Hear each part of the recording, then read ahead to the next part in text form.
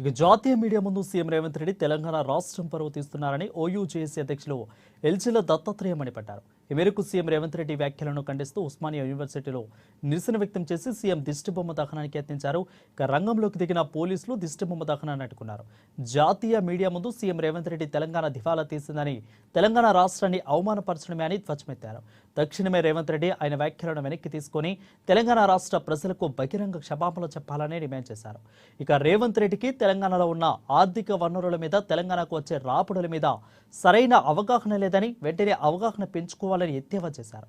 గత బీఆర్ఎస్ ప్రభుత్వంలో మాజీ ముఖ్యమంత్రి కేసీఆర్ తెలంగాణను అన్ని రంగాల్లో అభివృద్ధి చేస్తారని గుర్తు చేశారు.